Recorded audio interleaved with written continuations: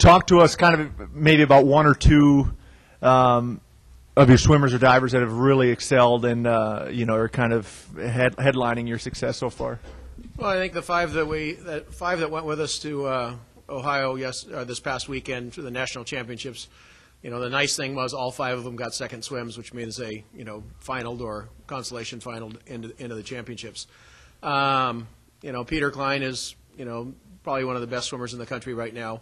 He finished 7th at the national championships, and it was a field loaded with Olympians and postgraduates and professionals. So it was a pretty good swim for him. For this time of the year, we were 5 seconds faster than we were last year at the same time. Conrad Antoniuk, a freshman this year, finished 14th in the mile. I believe he has the 5th fastest time in college swimming right now in the country. And Peter's 400 IM will probably be about the same place, 5th or 6th in the country right now for college swimming. And then Kylie France on the girls' side just had a remarkable meet and made her NC2A B cut in the 400 IM, qualified for the Summer Nationals in the 200 breaststroke, as well as Lacey Buck in the mile. So it was a very, very good meet for us. Can you talk kind of big picture, team-wise, what kind of realistic goals this team can have this season? It's going to be interesting. We're split up with the men and the women. The men are going to be in the Pac-10, and in the Pac-10 are the first, second, third, and fourth probably top teams in the country. Other than you can throw Texas in there somewhere.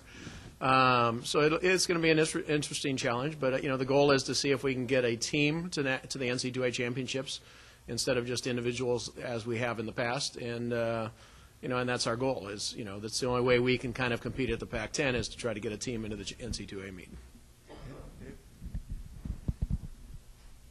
Coach, the swimming season's kind of quirky. It goes on seemingly like the entire school year. Looks like you guys have one more meet in between now and the end of January. So, how do you approach such long breaks and keep everyone, in peak form, I guess? Well, they're going to get to go home on the 22nd of December for about 8 or 9 days and go back and train with their clubs and visit their family for Christmas time.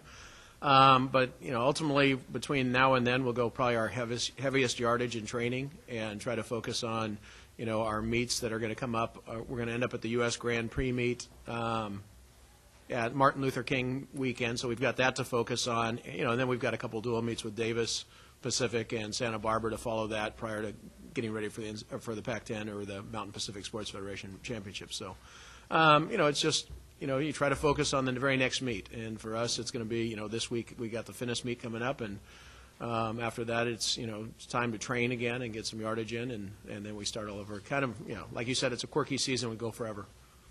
In training, I know it's not exactly the funnest thing to do, but I mean, how tough is it when you're just doing training for seemingly weeks on end? That's the challenge, but the nice thing is kids that are coming in at this level have been doing that their whole life. So, I mean, it's, they're used to morning workouts, afternoon workouts, and the intensity of the yardage. So,